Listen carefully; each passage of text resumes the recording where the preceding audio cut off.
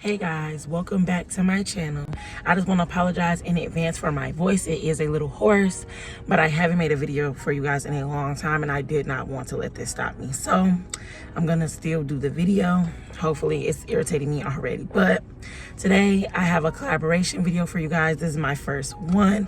Hopefully it's more to come, but I'm doing it with another nail tech and her name is The Acrylic Lab on Instagram. I am gonna leave it in the description box and then I am gonna put it on the screen. We will be talking to you guys about Sweet Life versus being in a nail salon. So stay tuned for that. Don't forget to like, comment, and subscribe. Hey guys, welcome back to my channel. And this is my first collaboration with The Acrylic Lab. Hey y'all, hey y'all. So of course at the bottom is gonna have her Instagram, her YouTube channel. She does have a YouTube channel. This is why we are doing this. And we are in her suite right now. So cute. She has not done a room tour, so go subscribe, turn on notifications, so as soon as she posts the video, y'all gonna see it. Period. So today we have a what do we have? Sorry guys. We both work in suites, so we came from nail salons or a salon. So Salon Life versus Sweet Life, which we are both in suites now. We did both. So you wanna go first? Oh, some little something. The Salon Life. Okay, so let me see. Okay, wait, let's go from working to somebody else's stuff. Okay. Let me see. So where I first started in a hair salon in a little itty bitty corner. You gonna start off with what is it like? Your little booth rent and stuff like that. But I started off with $65. That was not bad. I know, right? $65 a week. But I mean, it only was like a table in there. You know, they always have a table or a chair. And it was like one nail polish rack behind me or whatever. But that's when I first started. So I was really scared. I would say when you first start off, try to go somewhere like a little cheap. Right. Well, I don't know. The price right now is like $200 is normal a week. A lot of people charging that. And I was like 7 miles. So I know we're gonna have like key points in this video, like what's important.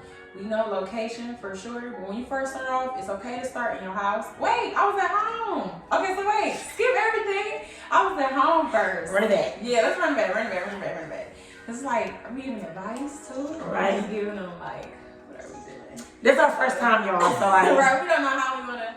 After we get done, y'all give y'all comments and what y'all liked and everything because so I started at home as well. So. Right, so you just started home. But you said Salon Life versus Sweet Life. But you can go into that, like how you even got there in the first place. Okay, well yeah, so I started at home. I started at my old best friend's house and we was doing them on the dresser. So we had a little chair, opening our legs, leaning, and doing nails. That was free 99. And then that's when I went up to one little location. It was real nice. You just really gotta work real hard, grind a lot. So you could get that, even $65. I was like, can I do that a week? I had just started. So that was cool. The vibes is nice. Like you gotta be real picky with or careful what shops you're going into. But luckily, well, lucky me, my shop was good. Like everybody energy was just, it was just amazing. It was really like a shop. And you feed off the energy. Yeah, you feed off the energy. So you gotta be careful.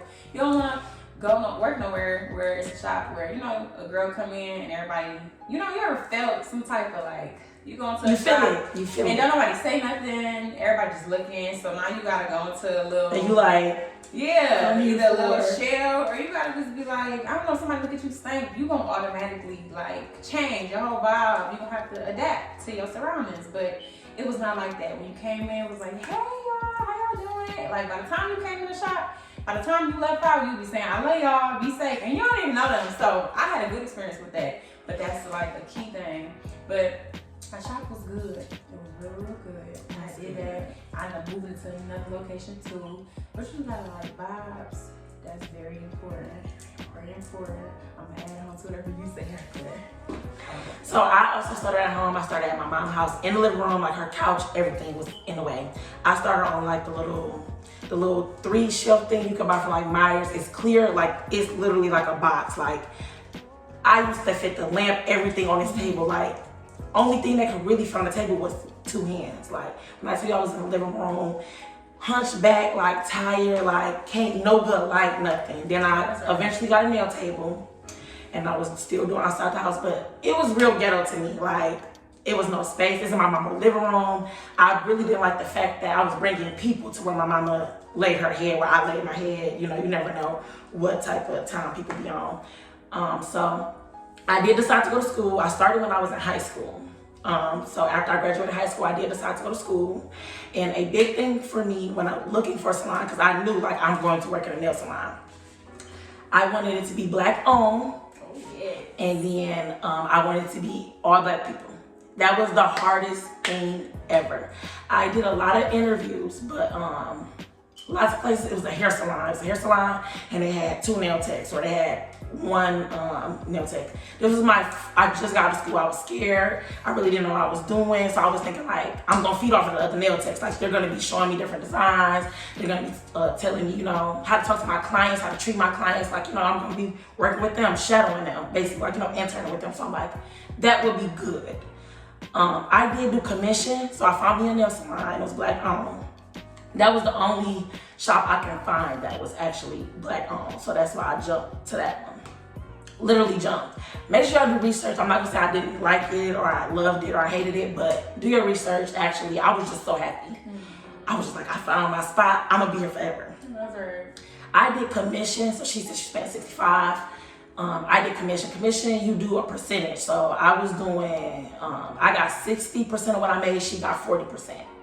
So if I didn't make any money, she didn't make any money. If you're a beginner nail tech, that's the best decision for you, maybe if you don't have any clientele. Because if you do booth rent, because if you do booth rent, it's like, that booth rent is due regardless. Right, no matter what. So if you don't have any late fee, anything, you will get put out. So like if you have to get money from your side job or your mom or something, you have to pay that booth rent. Commission, if I don't get paid, she didn't get paid. And when I was like 30 minutes away from home, so none of my clients were following me. That was way too far, so I had to build up. I was basically paying her, before I left, I was paying her like $400 a week. She just said she was paying $65 a week. I was paying her basically like $300, $400 by the time I left. Like that's what I was giving a week. So wait, not to cut you off. So do you have to be licensed to go work in a nail shop and do commission? So you're, depending on where you live, and you're supposed to be. Okay. You can have somebody, some salon owners be like, they're working under me, so they say like you're doing an internship. Or if you tell them they're in school and you about to graduate, they be like, okay, so I can work with it. Or some people just do it the dirty way. It's whatever they're looking for. But it's really hard to find licensed nail techs nowadays. I'm not gonna hold you, people don't go through that type of service. So she really wasn't like big on it, but I had just graduated from school. And this is when COVID first happened. So like I was there for like 2 months and then COVID happened and everything like started to shut down. But working in the shop was not for me. The energy was good, but I just felt like since I was paying somebody else to work, I'm paying you basically. And it was too many rules for me, too many regulations. I'm my own boss, I want to be my own boss.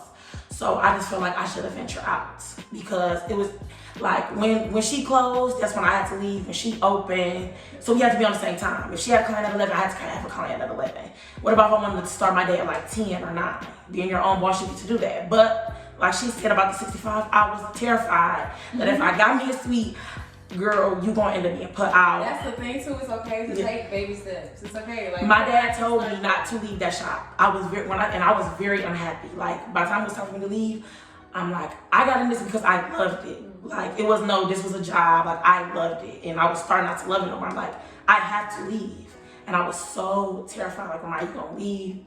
You gonna get put out this week because you're not gonna to afford it. But I jumped because sometimes you have to take leaps and have faith in yourself.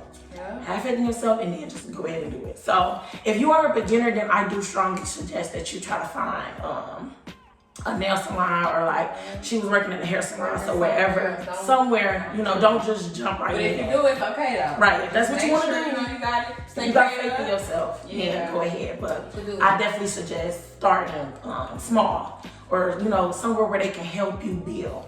Because you are learning. With nails, you're always going to be learning. It's always something new. So if it's people there to help you, and then you feed off of people's mistakes or things they do right. If it's something that she didn't, you like, oh, I don't like that. I'm not gonna do that with my clients. You still learn something. It wasn't, what she did was bad, but what you got out of it was good. So you take that and run with it. So add another thing on there. When you working inside of a shop too, especially if you know you want to be a salon owner or like a just a business owner, whatever yourself, and you know that's what you want to do.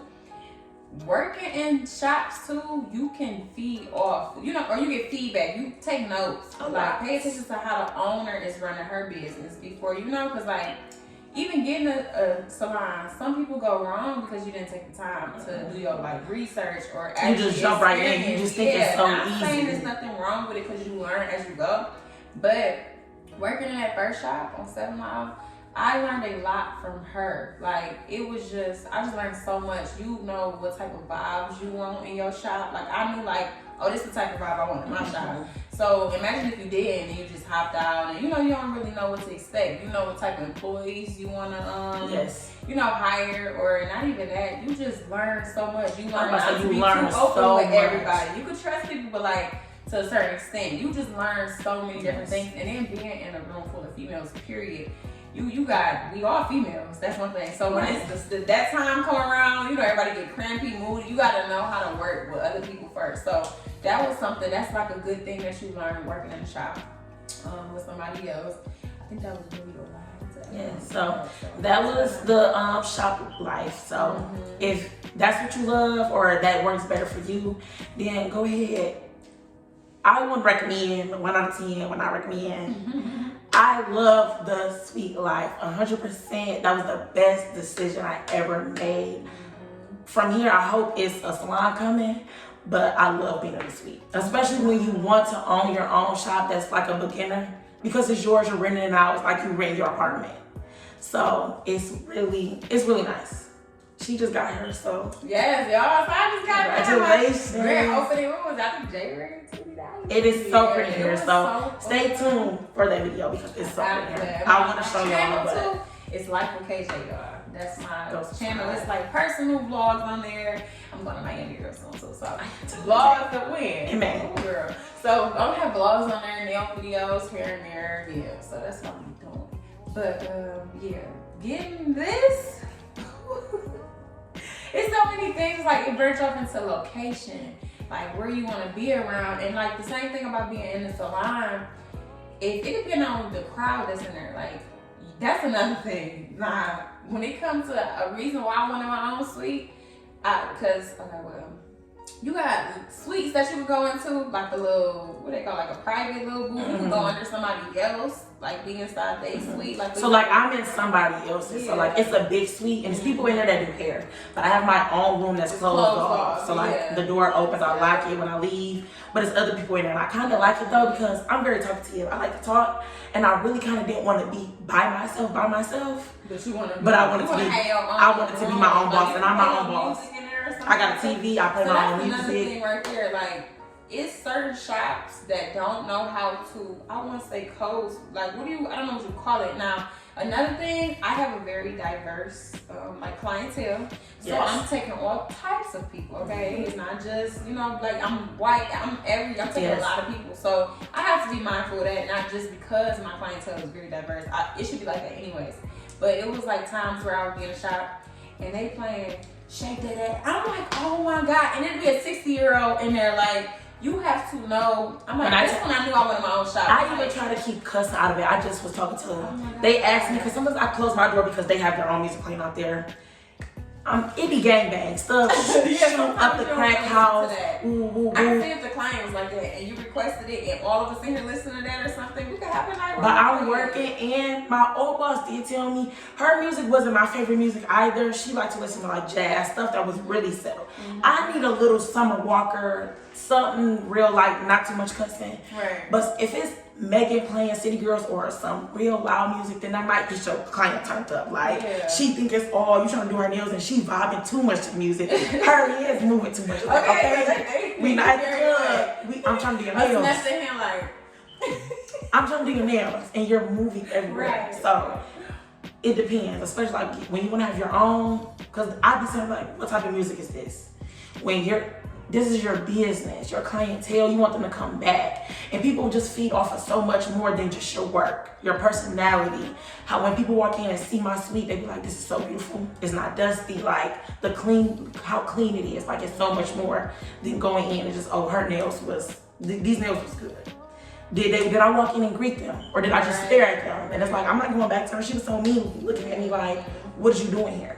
And I got the point, you didn't greet them or anything. So the sweet, stuff like that. Very careful. Because that definitely pulls clients in, pulls them away. But the sweet is definitely, that's it. I like it. I love it.